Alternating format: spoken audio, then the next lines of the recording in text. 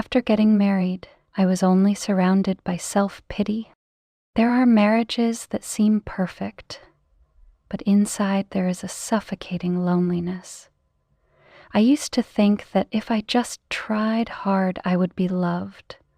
But then there were times when I suddenly wondered, who am I living for? And when did I disappear? My story has no screams, only silent tears, and a desire to live true to myself. There are marriages that seem perfect, but inside there is a suffocating loneliness. I used to think that if I just tried hard, I would be loved. But then there were times when I suddenly wondered, who am I living for? And when did I disappear? My story has no screams, only silent tears, and a desire to live true to myself. The day I entered marriage, I brought with me all the love, faith, and expectations. I believe that as long as I am good enough, patient enough, and sacrificing enough, I can build a home filled with love. However, the longer I live in this marriage, the more I feel like I am walking alone on the path of two people. Every day that passes, I strain myself to complete everything, from taking care of the children, managing the house, to enduring the things that hurt me, just to keep this home peaceful. But then, what hurts me the most is not the hardships, but the feeling of being taken for granted. My husband is not a bad person. He still goes to work, still takes care of the family, but he has never really listened to me. The words I say are often dismissed with silence or a casual nod. The emotions I try to express are only met with indifference or annoyance. Gradually, I learned to be silent because speaking out would be useless, and then I realized that I was living in my own shadow, fading away day by day.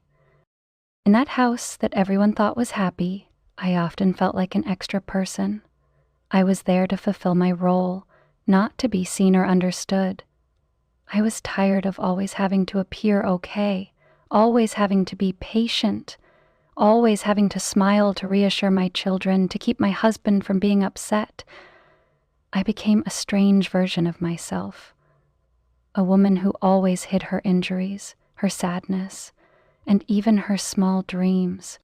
There were nights when I lay next to my husband, but felt like we were thousands of kilometers apart. There were mornings when I woke up and felt empty, even though the day had still begun. The food still had to be cooked and the children still had to be taken to school. I asked myself, is this the life I had expected? A life where I was present like a shadow, while my voice and heart gradually fell silent? I don't blame anyone. I'm just sad because love seems to have turned into an obligation. And what's even sadder is that on a journey that should have been two people, I was the only one walking on, tired and lonely. That feeling of loneliness did not come from a major event, but crept in little by little through the days. And then, at some point, I looked back and no longer recognized myself. The woman who used to smile brightly every morning, who used to be excited about dreams and plans, was now just a faint shadow, living a precarious life between responsibilities and resignation. I used to love wearing dresses, used to love red lipstick and coffee breaks alone with my favorite book. Now, I wear whatever I want just to take care of my children. I only put on lipstick on occasions when I have to appear in front of others. I go everywhere in a hurry, not to explore, but to get home in time to cook dinner. The little things that used to make me happy disappeared without me knowing. I lost parts of myself without even realizing it, until there was nothing left but a tired shell. There are days when I stand in front of the mirror and feel strange to my own face. My eyes no longer shine with joy, only dark circles and fatigue. I used to have so many dreams for my life after marriage: an understanding partner, a warm home, children growing up in the love and companionship of their parents. But reality is not like what I once imagined. I try not to be disappointed, but the disappointment silently grows every day. I gradually no longer dare to dream, not because I don't want to, but because every time I dream, I face the feeling of helplessness. Helplessness because I don't have time, no companionship, no one to listen or encourage me. I live like a machine, working continuously so that I don't have time to think. But every time the night falls, when my children have fallen asleep, I return to the terrible emptiness in my heart. I know I am no longer the woman I used to be, the one who was confident, who dared to say no, who knew what she wanted. Now I live to meet other people's expectations, to fulfill the role of a good wife, a sacrificing mother, a enduring woman. But no one asks me if I am happy. No one cares how much of myself I still have. I do not blame my husband. He may not understand or may not. He knew that I was disappearing. But I knew better than anyone that I was living a life that did not belong to me. And that was scarier than any loneliness, because I was not only forgotten, but also forgotten by myself. When I no longer recognized myself, I began to crave something different, a life where I could be myself, not someone who was always trying to please everyone. Deep down, I dreamed of peaceful mornings where I woke up with real joy, not the alarm of responsibility. I dreamed of afternoons sitting alone in a familiar cafe, sipping coffee, writing a few lines for myself, instead of rushing to the market, cooking, cleaning in the indifference of the people around me. I did not expect anything great. I just wanted to live a life of ease where my feelings were recognized, my words were heard, and my sadness was not considered a nuisance. I want to be free to cry when I'm sad, laugh when I'm happy, to hold someone's hand without being shy or trying to act strong just to keep a okay appearance.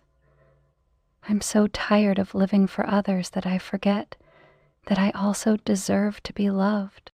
There are times when I imagine myself walking out of that house, not out of hatred, but out of love for myself. I imagine a small room where there's only me and peace. There, I will start over from the simplest things: a home-cooked meal for myself, a long-abandoned book, a sleep that doesn't startle me in the middle of the night. I crave the feeling of living truly, living fully, not just existing as a shadow next to my husband and children. But then reality pulls me back. Those images only stop in my head because I know that if I walk away, I won't just leave behind a house. I will also leave behind the innocent, pure eyes of my 2 children. They are what hold me back to reality, the reason why I hesitate between the desire to live for myself and the fear of hurting others. I love them more than anything, but that love also makes me torn. The desire to live for myself grows every day. It is not selfishness, but a silent call in my heart that I cannot live forever without feeling happy, that I cannot bury my life just because of the 2 words endure. I used to think that if I tried a little harder, everything would change. But now I understand that if I do not move forward, no one can give me life back, not even the person who promised to love me forever. And in the silent nights, when I am alone, facing myself. I ask myself, do I have the courage to choose another path? A path without silent tears every night, without forgotten pain, but only myself, strong, peaceful, and truly alive. I used to wonder, if I didn't have children, would I dare to leave? Maybe yes. But then, all those thoughts disappeared when I looked into the eyes of my 2 children. They are my flesh and blood, my love, the only thing that makes me still struggle in this life. That's why, even though my heart increasingly longs for freedom, for a life of my own, I still don't dare to move, because I fear something more painful than loneliness, the bewildered eyes of children when their mother is no longer there. I know that for them, family is the whole world. They love their father, love their mother, love the family meals together, the hugs before bedtime, the evenings reading books or watching cartoons together. They don't know the cold silence in my heart, don't understand why their mother is always silent. Her eyes are red, even though she still smiles. For them, their mother is always there, always loving, always strong, and they believe that their family is the safest place in the world. That's why I'm afraid that if one day I'm no longer there, I will destroy the peaceful image they have. I'm afraid of having to explain why my mother left, afraid of seeing the hurt gradually appearing in those clear eyes. I don't know if my child understands that my mother left not because she stopped loving me, but because she was exhausted from continuing to love in loneliness. I'm afraid my child will blame me for being selfish, or worse, grow up with the belief that love always comes with separation. I contradict myself every day. On one side is the desire to live true to my heart. On the other side is the fear of hurting my child. I stand between 2 lines. If I stay, I will gradually lose myself. If I leave, I might lose my child's trust. Every night, when I watch my child sleep, I shed tears. Not because of regret, but because of helplessness. I just want a way out where no one has to be hurt. But this life is not that easy. I used to think I was strong enough to endure everything for my children. But gradually I realized that an unhappy and unpeaceful mother would find it difficult to nurture a healthy soul for her children. I did not want my children to grow up and learn to endure like me, to learn to live in a family that was only a shell and had no love. But was I brave enough? Or will I continue to lock my heart within 4 walls, more out of fear of hurting my children than the belief that they can understand? And so I stayed with the inner turmoil, stayed for my children, but further and further away from myself. I still stayed, not because I didn't have the courage to leave, but because every time I saw my 2 children, my heart softened. I chose to stay because I thought my children needed a complete home, but I didn't know if I still had the strength to continue being their keeper. Day by day, I lived like a shadow, still cooking, still laughing, still taking care of my children, but my heart was empty, as if I had been forgotten for a long time. Loneliness is no longer strange. It has become my companion throughout the years. During the day, I buried myself in work, in my children's laughter, to temporarily forget the feeling of emptiness. But at night, when everything quiets down, I feel so small that I want to disappear. I try not to cry, not to blame, not to complain, but emotions do not lie. They keep rising, smoldering, like a silent fire burning down the last remaining faith in me. There are nights when I stay awake, just thinking about one thing. Can I continue like this for another year or 10 years? The answer always makes me choke. I cannot imagine myself in the future, because even now I cannot recognize the woman who is living my life. I am afraid that I will grow old in sadness, will dry up day by day in invisibility, will quietly leave without ever having lived fully even once.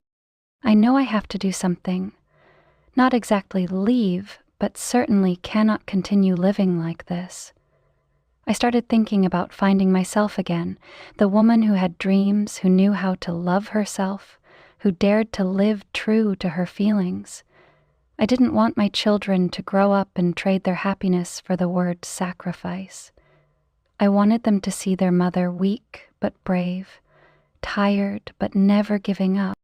Maybe I couldn't do anything big at the moment, but I started with the smallest things, allowing myself to be tired, to be sad, to sit alone without feeling guilty. I started listening to my heart instead of trying to please everyone. I learned to love myself again. Not to abandon anyone, but to not abandon myself. I didn't know where I would go, what I would do, or what was waiting for me. But I knew one thing. I couldn't continue living without being myself. No matter how thorny the road ahead is, I want to believe that as long as I don't give up on myself, one day I will find peace again. Not the peace that others give me, but the peace that I build myself, from pain, from loneliness, and from my own desire to live true to my heart.